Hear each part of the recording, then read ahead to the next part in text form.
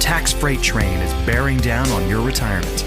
To protect yourself, you'll have to harness the power of zero.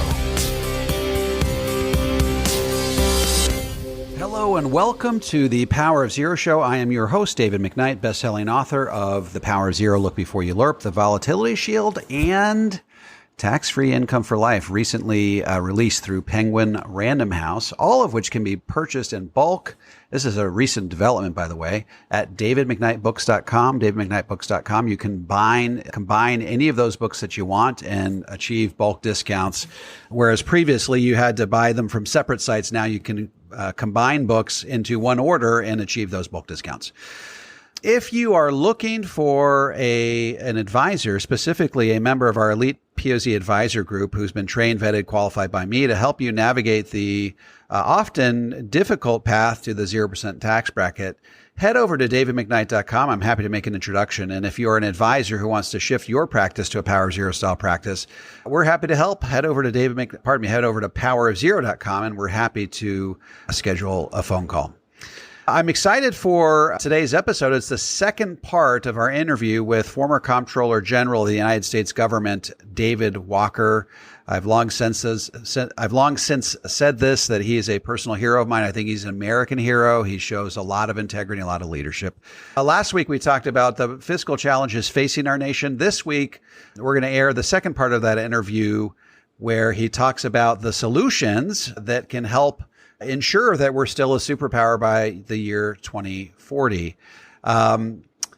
Grateful to have had this opportunity to interview David Walker and got a lot out of both parts of these interviews. Take a listen to the second part of my interview with David Walker. I really loved your book because when I think about the future of our country, you famously said, the biggest enemy to our country is not someone hiding in a cave in Afghanistan. It's our own fiscal irresponsibility. And I talk about our own fiscal irresponsibility almost every day of my life. And talking about it and being immersed in this stuff can be a little sobering and at times depressing when you come face to face with all that math.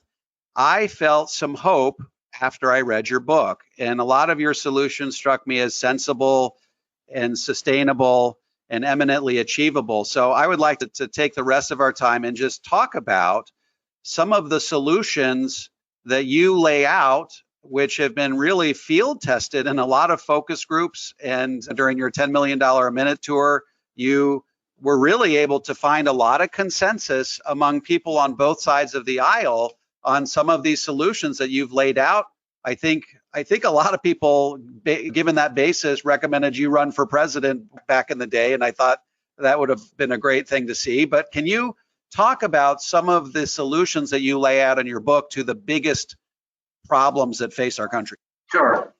The book is divided into three parts: a wake-up call, a call to action, and a way forward. And the way forward deals with the solutions. And most of the solutions are based upon the results of the 10 million a minute tour that took place in 2012, 27 states, 10,000 miles, a number of different events, but two very special events.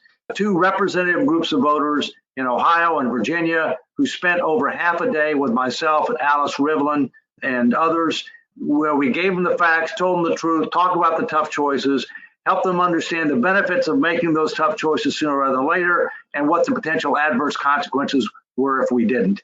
And in doing that, we then exposed them to a range of proposed reforms that would get debt to GDP down to a reasonable and sustainable level within a 10 to 20 year period of time, and that would meet 6 principles. And here's what they are: pro-growth, socially equitable, culturally acceptable, mathematical integrity, politically feasible, and meaningful bipartisan support. So first, we agreed that the real metric is debt to GDP. Let's get it down to a reasonable, sustainable level by a stated period of time. Let's have reforms that a supermajority of people would agree are consistent with those principles and values. And let's also recognize that you can't do them individual reform by reform. You have to do them as packages. There are trade-offs. Some people will like some things, they won't like others. We need to do it as packages. And one of the things that really frustrates me about polling Let's give an example of Social Security. You get polls that say, do you want to pay higher taxes on your wages for Social Security?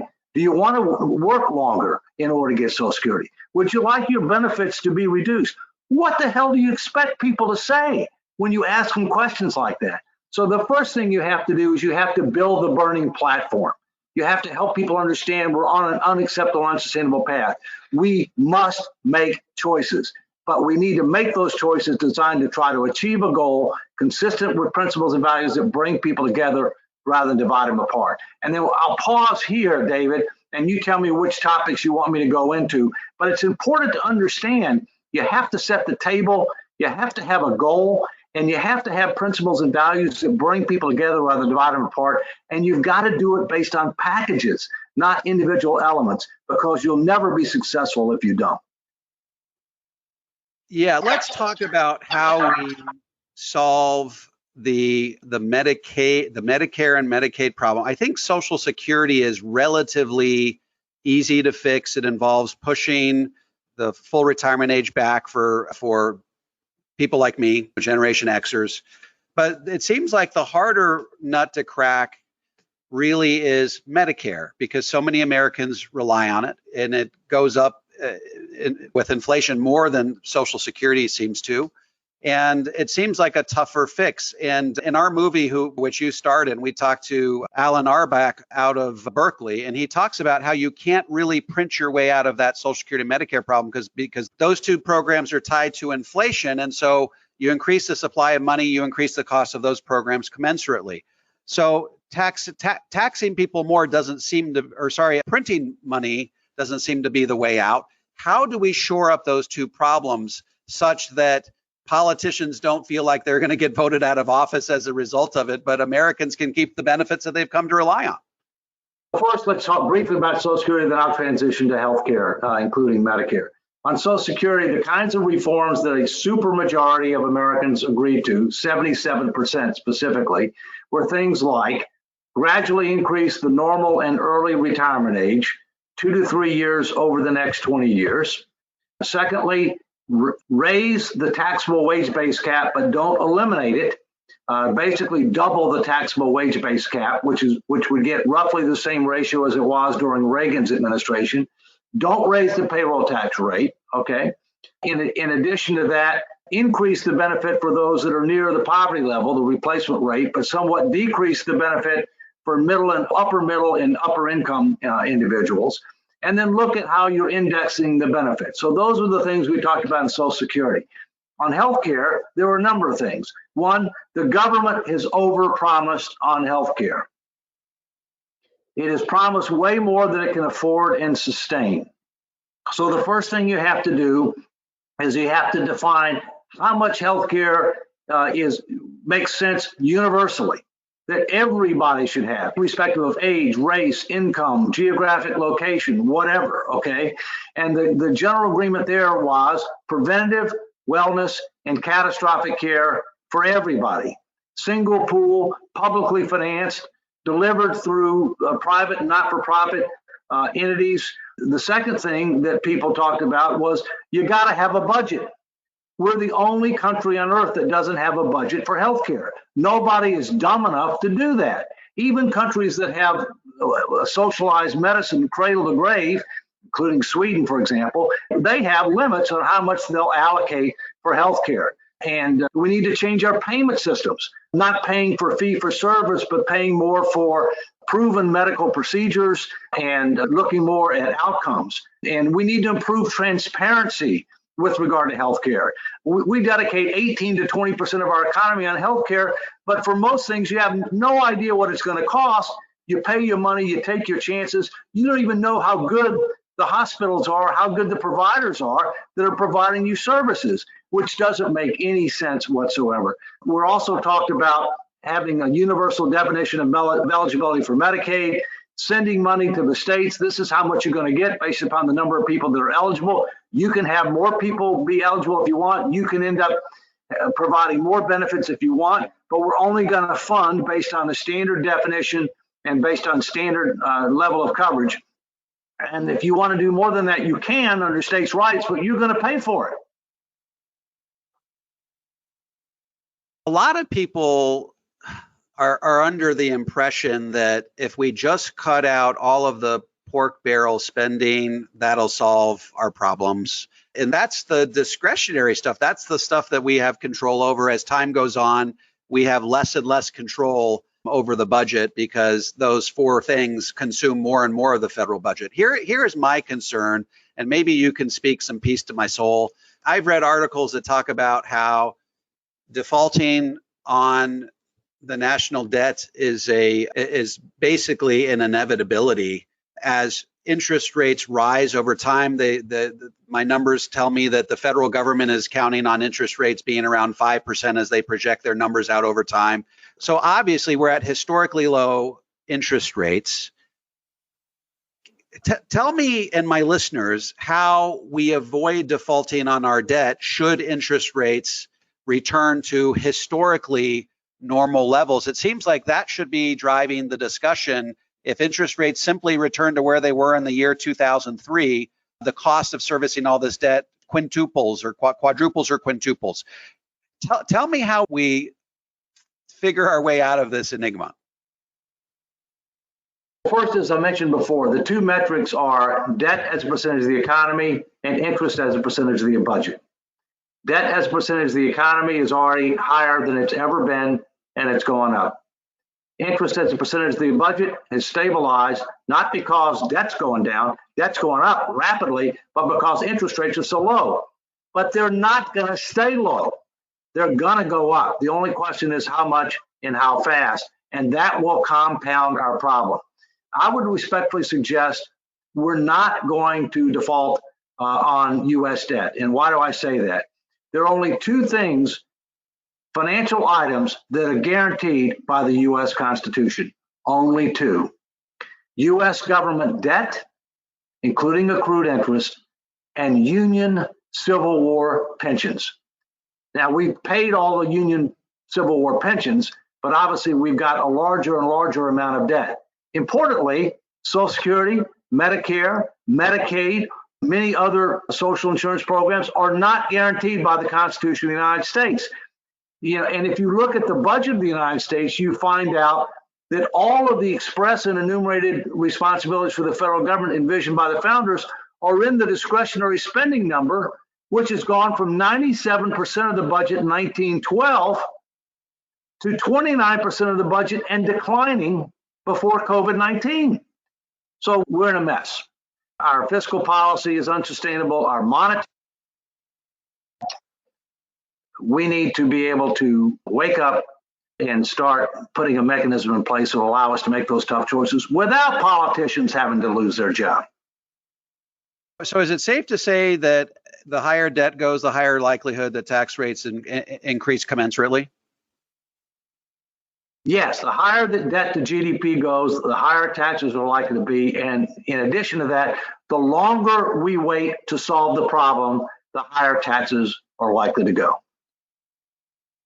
Certainly, yeah. The further we kick the can down the road, the more draconian the fix on the back end, which is what I always tell my readers and my listeners. You talk about, there's a very important word that you bring up over and over in your book, and that word is leadership. And that there is no way to retain our superpower status by 2040 if politicians don't start to show some leadership. Now, what does that entail? Why is leadership one of the most important solutions to the mess that we've gotten ourselves into? The biggest deficit the United States has is a leadership deficit.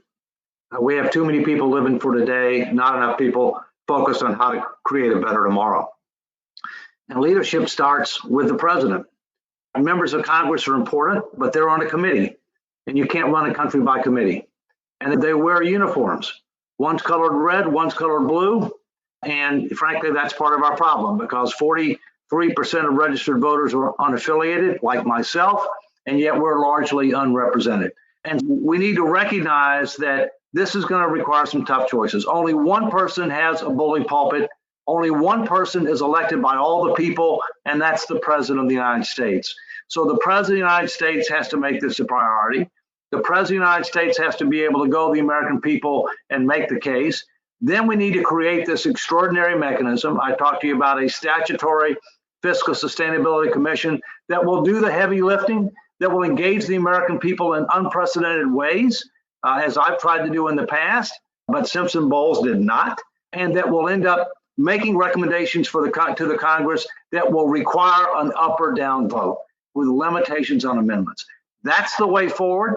That can solve the problem, and the sooner we do it, the better off we'll be. Back in, I think, 2007, you and I had a phone call, and this was 3 days. You were thinking about endorsing Mitt Romney for president, and I think 3 days later, you wrote a USA Today op-ed where you did endorse Mitt Romney for president, and you explained why. This may be a tough question. Are there any politicians or non-politicians out there that you think possess the integrity and the leadership qualities that come 2024 could lead the country, that possess those leadership qualities that could help the financial ship? First, it was 2012 that I did that, and at that time I was CEO of the Come Back America initiative, and it was a couple of weeks after I finished with the 10 million a minute tour, and I really hesitated to endorse anybody because I am a political independent, and I try to be nonpartisan, non-ideological, and non-personal in what I do. But in that particular case, I did because actually both Romney and Paul Ryan reached out to me personally, met with me one-on-one, talked to me about these issues, and that they would end up making it a priority. In addition to that, as I mentioned previously, President Obama abandoned the Simpson Bowles Commission.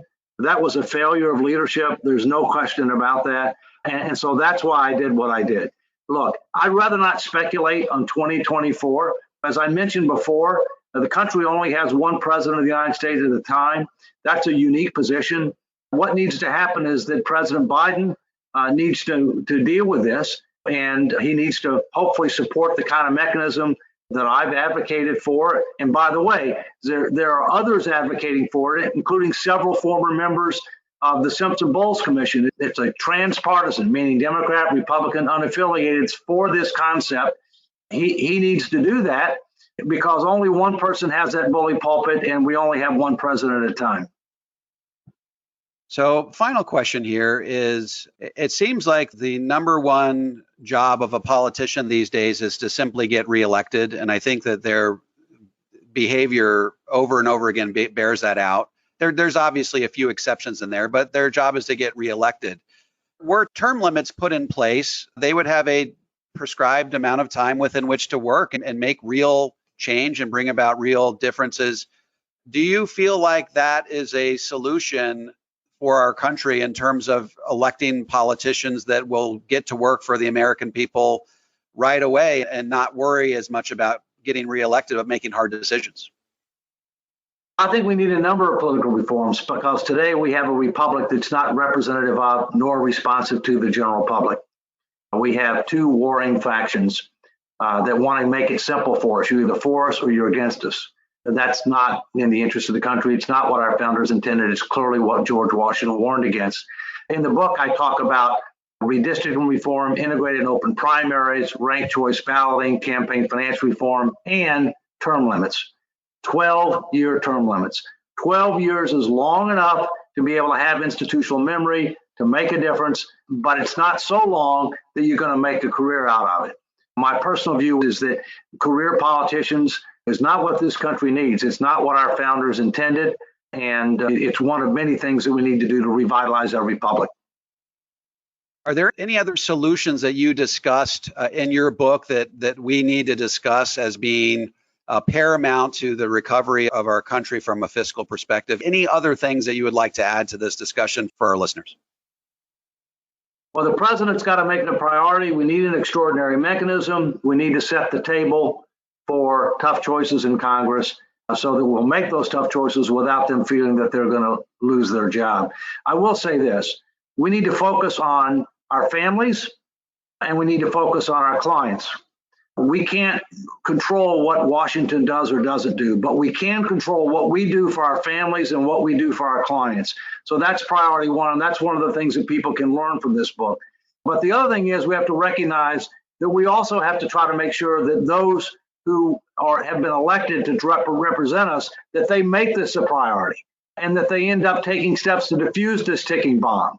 and that we need to hold them accountable if they fail to act, because there are two types of problems with leadership.